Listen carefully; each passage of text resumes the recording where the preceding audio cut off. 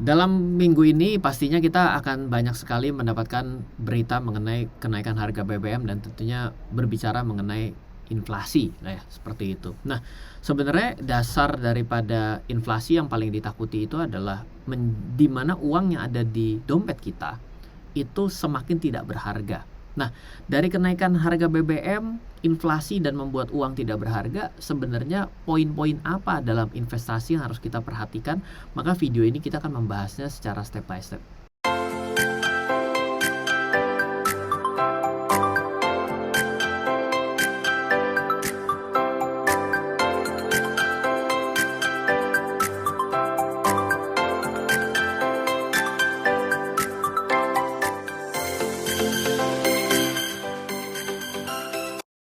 Oke, welcome back di RF Channel on YouTube. Kita masih berbicara mengenai kenaikan harga BBM dan tentunya karena masih hangat dan juga masih ada demonstrasi yang menginginkan untuk mengalami penurunan harga BBM.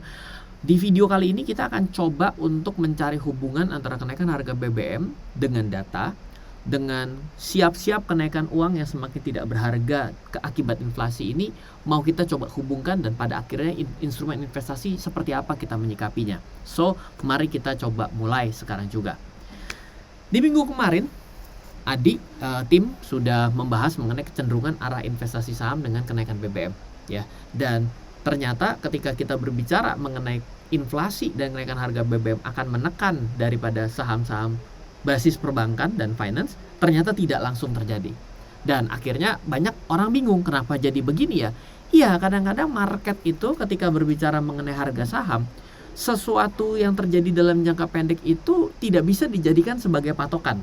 Jadi misalnya gini, kita bilang bahwa contoh yang jelas banget yang saya punya datanya dan saya masukkan ke dalam buku Investor Blueprint, dan tentunya ini juga materi pada hari ini banyak yang berhubungan dengan buku Investor Blueprint. Di situ kita melihat bahwa hubungan yang namanya BOM. Waktu beberapa kali kan ada bom Bali, lalu juga ada bom dari JW Marriott di Jakarta gitu ya. Yang saya ingat banget adanya Manchester United yang mau main sepak bola di Indonesia. Ada bom, itu terjadi penurunan, terus langsung turun. Tapi pada saat beberapa saat setelah itu harga saham yang mengalami kenaikan. Nah, jadi boleh dibilang kejadian profit from panic. Nah, apakah juga ketika kita melihat dalam jangka pendek begitu BBM dinaikkan dan juga suku bunga mengalami kenaikan, harusnya adalah kontraksi itu dari saham perbankan. Dan juga pada video sebelumnya kita membahas mengenai hubungan tekanan-tekanan yang akan terjadi pada perbankan yang ada di Indonesia. Nah, jadi ini akan kita coba lanjutkan nih pada video kali ini. Nah, pertama kita akan coba snapshot kenaikan harga BBM yang ada di Indonesia per 3 September. Ini Pertalite yang mengalami kenaikan yang paling bukan paling besar ya, Pertalite yang paling dijadikan masalah gitu ya. Meskipun sebenarnya Pertalite, solar itu juga nggak lebih menyakitkan lagi karena solar 32%. Bahkan saya ingat sekali pada zaman dulu sekitar tahun 90-an ketika orang pakai kendaraan solar itu bisa dibilang irit gitu ya. Mengunturnya gini nih, nanti coba cari deh video iklannya Isuzu Venter pada saat itu. Ternyata jadi ada tekanan yang lebih tinggi lagi dengan kejadian seperti ini, jadi belum tentu menjadi irit banget gitu. Nah, ini yang perlu kita perhatikan bahwa perjalanan harga BBM sebelum adanya Pertalite ada premium yang mengalami kenaikan yang juga cukup dramatis pada saat itu dan akhirnya hingga hilang, akhirnya hanya bersisa Pertalite. Ini adalah suatu kenaikan harga yang bukan terjadi satu kali. Ini adalah satu kata kuncinya. Dan memang ternyata dengan lebih detail kita melihat kenaikan harga BBM. Sebenarnya harga BBM premium pun hampir dapat kita katakan tidak ada yang bisa satupun presiden yang bisa menghindar daripada kenaikan harga BBM. Ya, jadi nggak segampang itu bisa menghindar dari kenaikan harga BBM ya. Jadi ada kenaikan harga yang boleh tercatat sudah 18 kali sampai dengan tahun 2018. Itu kalau bicaranya premium. Pertalite ceritanya beda lagi gitu ya, karena premium sudah dihapuskan, Pertalite lah yang menjadi highlight seperti itu. Nah, sekarang kita berbicara mengenai dari sisi penyaluran dana. Ya, di Sabtu kemarin saya memberikan materi ya. Coba cek di Sabtu beberapa minggu lalu. Dari sisi penyaluran dana, kita dapat lihat bahwa yang namanya suku bunga akibat kenaikan inflasi akan menyebabkan masalah baru bila suku bunga akan mengalami peningkatan dan bisnis semakin struggling. Coba kita pikir ya, inflasi itu diakibatkan kenaikan harga BBM. Lalu suku bunga dinaikin ya, karena sebagai counter attack-nya boleh dibilang. Dan bisnis semakin struggling dong. Karena apa? Suku bunga yang semakin mahal membuat bisnis menjadi semakin sulit ruang geraknya, diakibatkan kenaikan juga harga biaya bahan bakunya, seperti itu ya. Bahan baku, bahan transportasi itu kan akan menyebabkan kenaikan biaya juga. Nah, suku bunga naik akan menyebabkan potensi gagal bayar meningkat. Masa nggak boleh dibilang seperti itu? Karena di Sabtu kemarin saya diceramain orang tuh, ini orang asbun gitu ya. Jadi sudah perang, sudah combo dari pandemi, perang, inflasi, dan persaingan, pengusaha batuk akan menyebabkan gagal bayar di bank. Bank juga semakin pusing. Kalau bunga dipertahankan sama, spread bunga makin tipis. Dinaikkan, gagal bayarnya naik. Inflasi menaikkan biaya juga.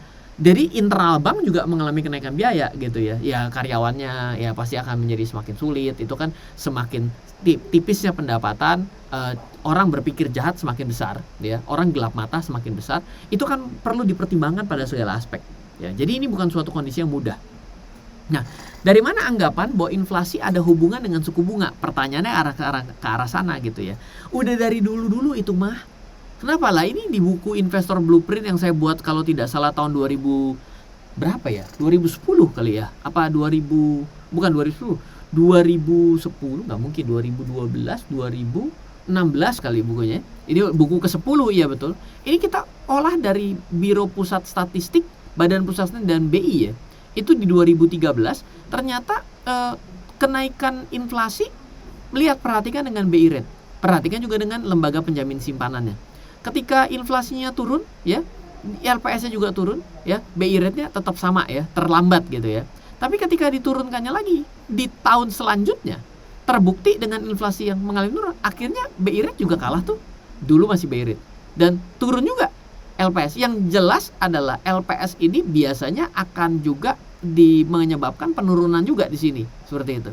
Jadi coba perhatikan ya, ketika posisi ini mulai naik, ini juga mulai naik. Ketika ini mulai mengalami penurunan, ini juga mulai turun, kan begitu dong. Nah, jadi posisi ini sebenarnya ini juga ikut turun. Jadi bukannya nggak ada korelasi, ini jelas ada korelasi, tidak bisa ditutup mata, seperti itu ya. Nah, coba kita lihat lagi, kenapa saat ini 2022 The Fed menaikkan suku bunga? Ini kan suku bunga acuan nih. Ini suku bunga acuan nih. Coba perhatikan, apakah inflasinya tidak mengalami kenaikan? Mengalami kenaikan. Bahkan lebih kurang ajarnya lagi, inflasi yang mengalami kenaikan pada saat ini direspon dengan suku bunganya yang naik, di mana 2016 ke 2020 sebenarnya suku bunganya mengalami kenaikan, tidak direspon dengan kenaikan inflasi yang sebesar itu. Jadi ini tidak bisa hitungan satu banding satu nih, gitu ya. Di sini naik, tapi di sini naiknya kencang. Tapi di sini naik kencang, direspon dengan kenaikan yang setara dengan 2016 ke 2020. Mestinya mah jangan naik secepat ini dong, kan bisa bilang begitu ya. Itulah yang menyebabkan kenapa banyak sekali orang yang tidak senang dengan kenaikan suku bunga The Fed pada kali ini, gitu ya. Karena kenaikannya ini tidak seperti kejadian historis yang pernah terjadi sebelumnya. Tapi dasarnya tetap satu. Inflasi dan suku bunga itu tetap mengejar. Oke, itu kata kuncinya. Masalahnya, inflasi itu datang dari mana? Inflasi sebenarnya ciri pertumbuhan. Tidak inflasi, tidak tumbuh. Ini mau didebat juga. Ini sebenarnya bisa kita lihat bahwa orang bilang bagus mana, inflasi atau deflasi? Pilih inflasi. Bukti bahwa inflasi lebih disukai. Inflasi stagflasi, bahaya mana? Stagflasi lebih bahaya. Artinya inflasi lebih disukai. Berarti inflasi adalah pertumbuhan, tidak inflasi tidak tumbuh, betul? Inflasi adalah kenaikan harga. Masalahnya adalah kenaikan harga ini diakibatkan kenaikan permintaan karena orangnya pada mampu membeli sehingga over demand, ekonomi bergairah, oke? Skenario yang paling disukai. Atau kenaikan harga barang kenaikan harga diakibatkan kelangkaan barang. Barang langka kan mampu nggak mampu harganya jadi naik dong. Apakah ekonomi bergairah? Nah, kondisi pada saat ini cenderung ke yang bawah masalahnya. Oke. Menurut saya pada saat ini kondisi adalah yang kedua. Karena kita baru mau memulai pemulihan, banyak bisnis yang rip di fase 2020-2021 bukan ciri bergairah dong. Artinya ada kelangkaan barang, ditambah perang, ya, kondisi kenaikan harga barang datang dari masalah energi. Jadi kondisi kita adalah pada yang kedua. Jadi inflasi yang sebenarnya dalam kondisi yang tidak terlalu bagus. Nah, terus apa? Karena rumusnya masih sama bahwa tetaplah berpendapatan, pertama. Rumus lain adalah kurangilah speculative spending. Investasikan uang Anda pada saat instrumen paling jeblok terjadi. Jadi kalau instrumen yang sedang jeblok, itu sebenarnya adalah ciri bottom yang bisa kita ambil. Dan itu bisa kita lakukan sebenarnya bukan pada satu jenis instrumen, rule-nya tetap sama. Tapi hati-hati ya, banyak yang jeblok dan tidak bisa balik. Jadi lebih banyak baca, lebih banyak analisa, jangan ngikutin yang lebih banyak diberitakan. Satu, berita real berita atau berita bayaran, itu kita tidak bisa bedakan loh. Termasuk Ryan. Jadi ketika saya mention sesuatu, juga harus hati-hati. Kan kita tidak pernah tahu under table-nya apakah Ryan dibayar atau tidak.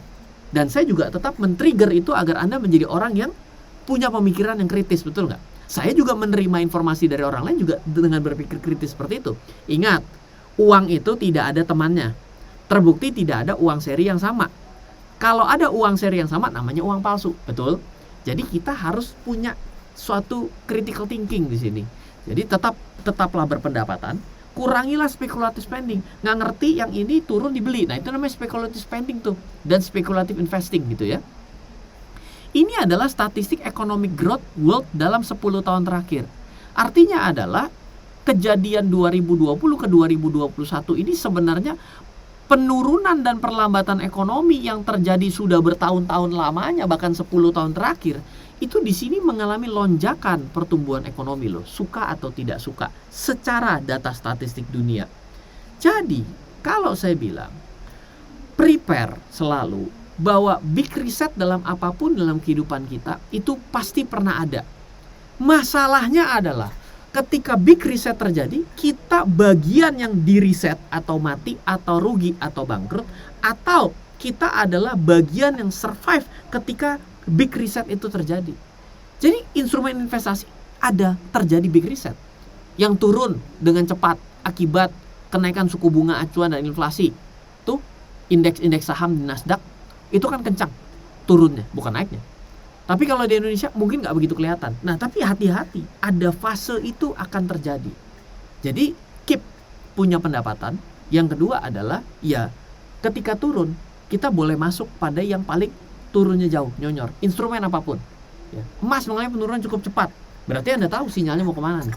Ya, saya tidak bilang beli atau jual, tapi silakan dihubungkan sendiri dengan yang tadi sudah kita jelaskan. Ya, kira-kira itulah yang ingin saya coba sampaikan. Semua instrumen investasi sebenarnya bagus. Dalam kondisi saat ini adalah suatu kondisi yang mungkin akan ada big reset. Di big reset itu akan menyebabkan orang menang baru dan orang kalah yang baru. Dan bagaimana caranya untuk menjadi pemenang adalah tetaplah memiliki pendapatan dan masukkanlah uang Anda ke tempat-tempat yang Anda sudah pikir dengan otak diri kita sendiri masing-masing.